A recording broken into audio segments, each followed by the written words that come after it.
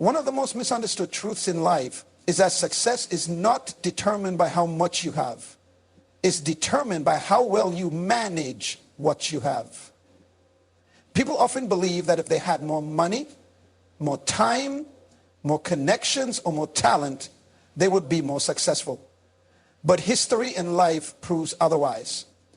The real separator between those who thrive and those who struggle isn't the quantity of resources, but the quality of management. Take a look around. You'll find examples everywhere. Some of the most successful people didn't start with abundance. They started with almost nothing. What they did have, however, was the ability to manage the little they were given. They were able to turn limited time into productivity, limited funds into investments, and limited opportunities into platforms. This proves a powerful principle. It's not what's in your hand, but how you handle it. The truth is, resources by themselves don't create success. We've all seen people who inherited wealth and lost it within a few years. We've seen talented individuals waste their potential. We've seen people given great opportunities and throw them away because they weren't prepared. In all of these cases, the issue wasn't a lack of resources. It was a lack of management. In fact, if you can't manage little, more will only multiply your dysfunction. Upper management is about order, discipline, consistency, and clarity. It's about being intentional with every resource, time, money, relationships, influence, and directing them toward a clear goal. People often chase after more, but ignore the systems and structures needed to support more. That's why many dreams collapse, not because they weren't real or worthy, but because the person wasn't trained in how to manage growth when it arrived. You can't grow what you don't govern. You can't sustain what you don't structure. You can't multiply what you mismanage. That's why management is the foundation of all true lasting success. It forces you to become responsible, accountable, and strategic. It demands that you take what is in your control and handle it with excellence before expecting anything greater. When you understand this, your mindset shifts. You stop waiting for a break and start managing what you have better. You stop blaming others and start building systems. You stop asking for more and start maximizing the little you've been given. This is when increase begins. When life sees that you're faithful with little and therefore worthy of much. So remember this. The seed of greatness is in your possession right now. It's not coming in the mail. It's not locked in a future opportunity. It's already in your hands. The only question is, can you manage it? Because success doesn't come to those who have the most. It comes to those who manage the best. Life, leadership, or even God gives you more. You are evaluated based on how you handle the little already placed in your hands. This principle is universal. Whether you're trying to move up in your career, expand your business, grow your influence, or elevate your purpose, the path always passes through the gate of management. Until you prove faithful with small things, you will never be trusted with greater ones. Many people desire success, recognition, and breakthrough, but what they don't realize is that every step forward is preceded by a test. And that test is never about your dreams, it's about your discipline. It's not about your intentions, it's about your execution.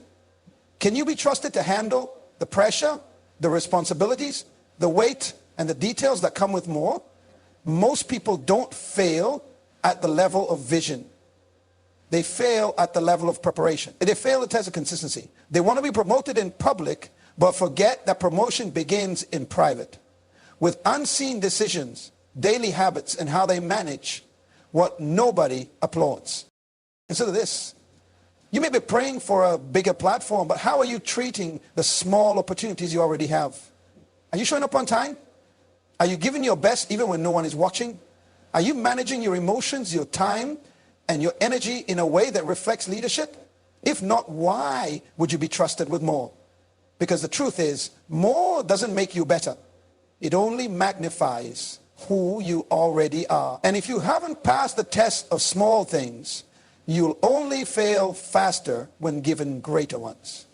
You can't cheat this process. Everyone wants to skip the season of testing, but testing is what builds capacity.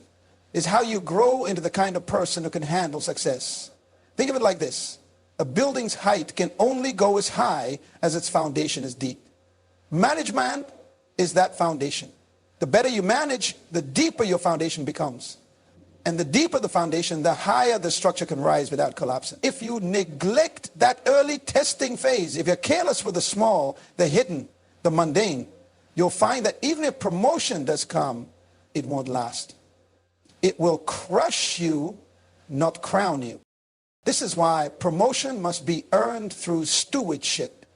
Stewardship means handling something that doesn't even fully belong to you as if it does. It's about being intentional, responsible, and excellent, even when it's temporary, limited, or overlooked.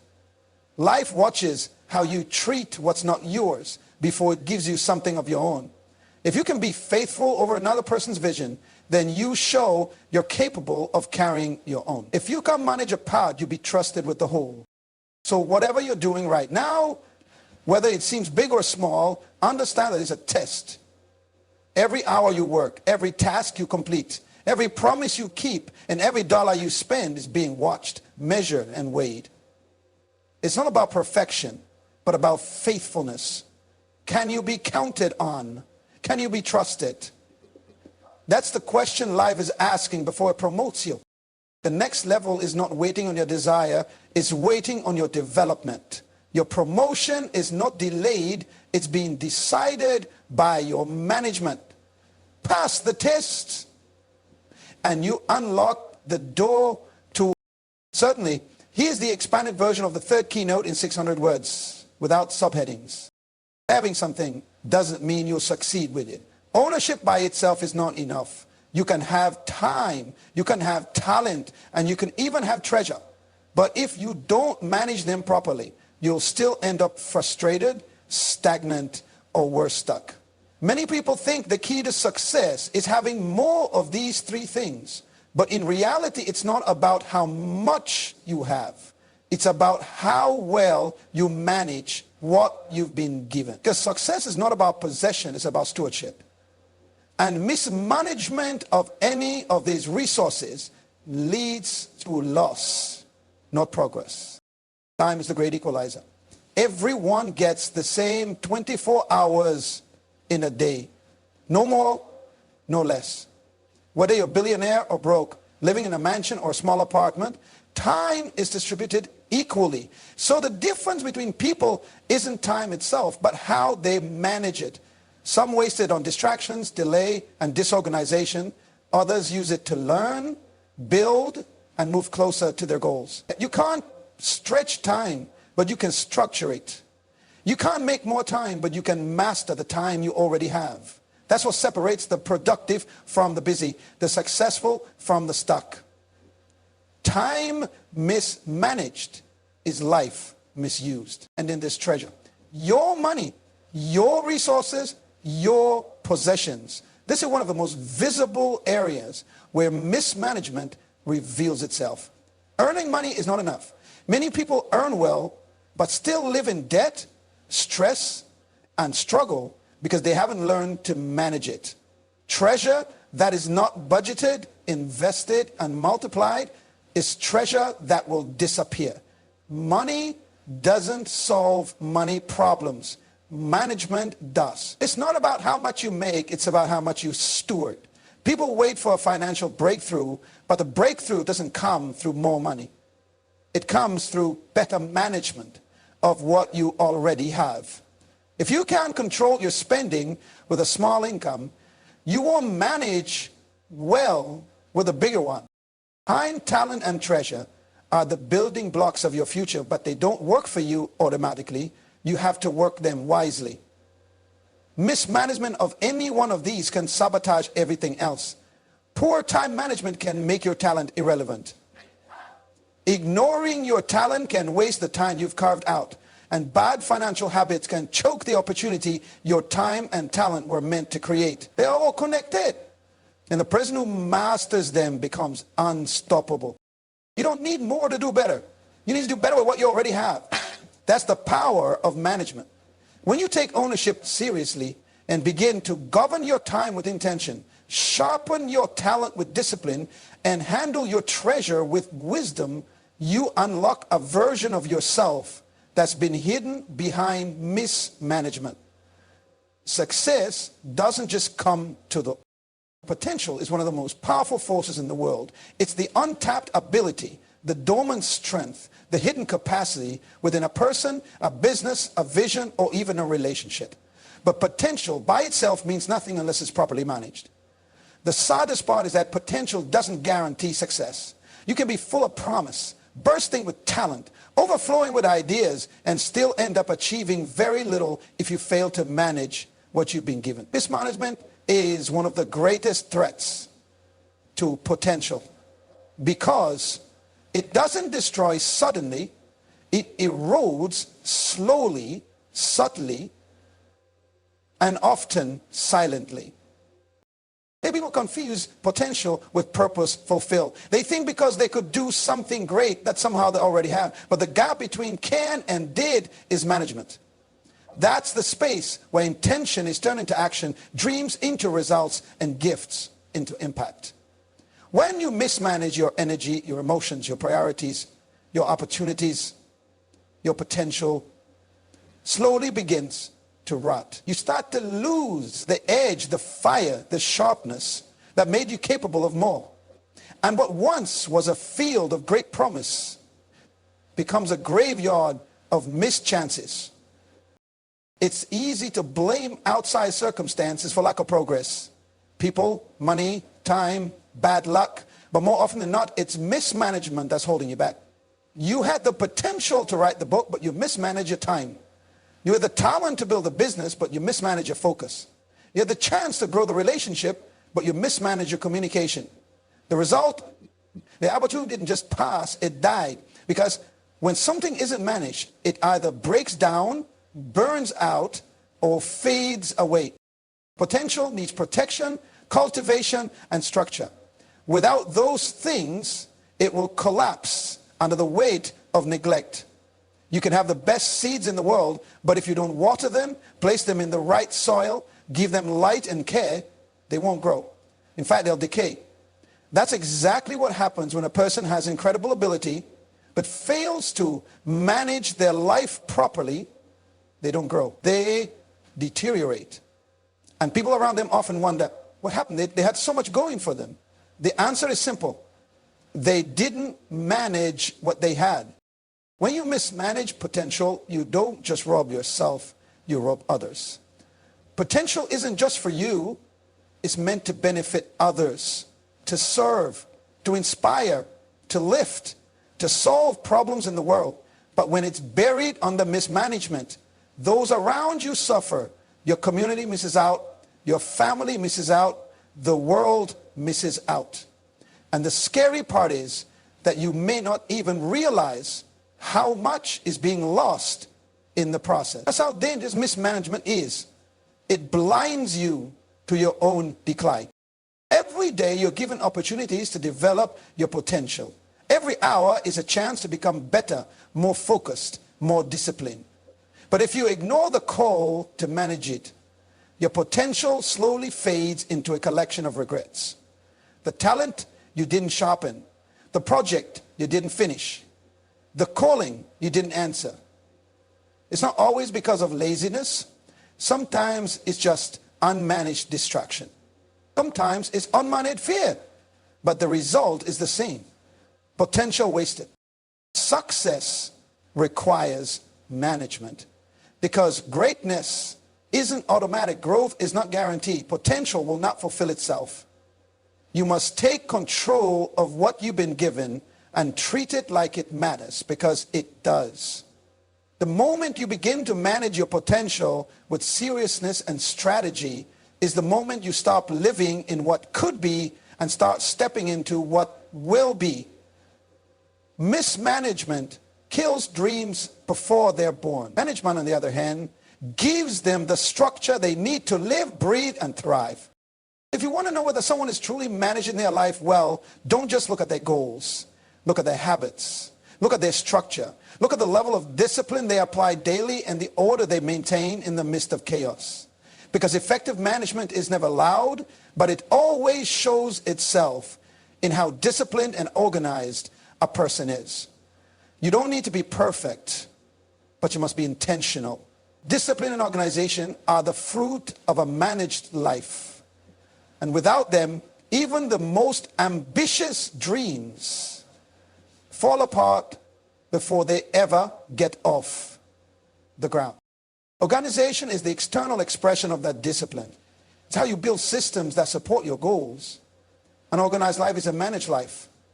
Look around your environment, your space, your schedule, your finances, your routines. Are they chaotic or controlled? Order isn't about being obsessive or rigid. It's about creating clarity and flow.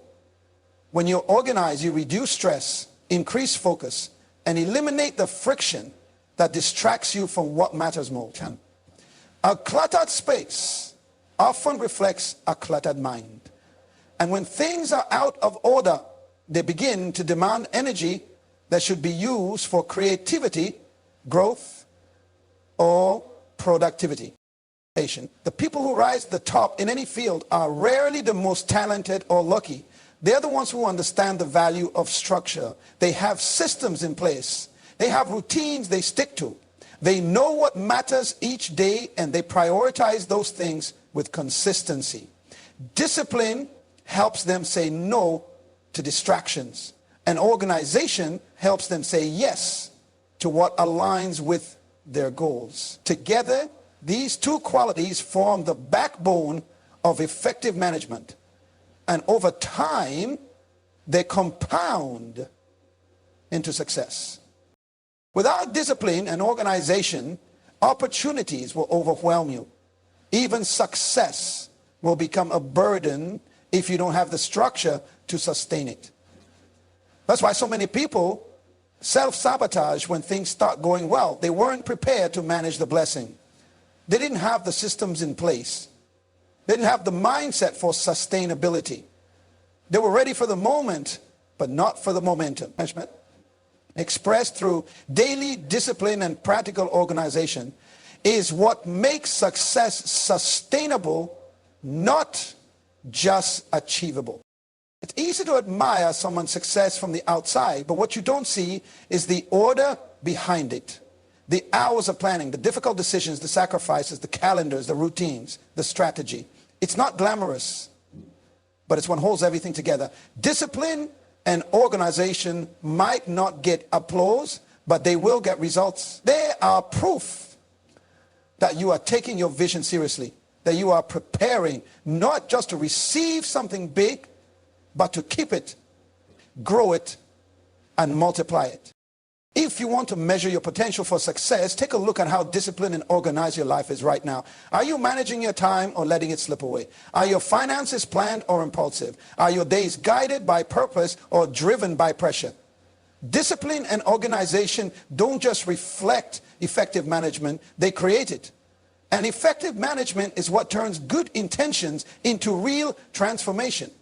One of the most profound truths you'll ever come to understand is that life doesn't operate on emotion. It operates on principle. And one of those unshakable principles is this: you don't receive based on what you ask for. You receive based on what you can handle. Many people are asking, hoping, even begging for more. More success, more money, more opportunities, more influence. But they don't realize they're not being denied or being protected. Because giving you more than you can manage isn't a blessing, it's a burden. It won't build you. It'll break you. That's why what you receive in life isn't just a result of your prayers, but a reflection of your capacity to manage. It's easy to think that asking is enough. That if your heart is sincere and your intentions are pure, the doors will open. But that's not how real growth works. You can pray all day for a promotion, but if you're not managing your current position with excellence, that promotion will not come. You can ask for financial breakthrough, but if you mismanage the little you already have, the breakthrough would only accelerate your problem. What you're asking for might be good, but the question is, can you handle it? because increase requires infrastructure. And if your life, your habits, your systems, and your mindset can't sustain more, more will hurt you, not help you. God, life, the universe, whatever you believe, governs the flow of blessing. Will never give you what you're not prepared to manage. It would be like giving a sports car to a child who can't drive. It's not that the car is bad, it's that the timing is wrong. In the same way, success, opportunity, wealth, influence, these are all good things, but in the hands of someone unprepared, they can lead to disaster. That's why development always comes before promotion. Management always precedes multiplication. You prove you can handle more by how you manage what you already have. This truth can feel frustrating, especially when you see others getting what you've been praying for. But comparison is a trap. You don't know how long they've been preparing behind the scenes. You don't know the management they've mastered when no one was looking. You don't know the discipline they've built, the character they've developed, or the structure they've put in place. So instead of focusing on why it hasn't happened yet, ask yourself, what have I done with what I already have? Because until you answer that question with honesty and action, you'll stay stuck at the level you're currently on. This principle also brings freedom because it means you're not waiting on a miracle. You're building your capacity. You don't have to chase success. You just have to manage your current assignment with excellence. If you take care of what's in your hands now, life will put more in them. You don't have to force open doors. You just have to prepare for when they open.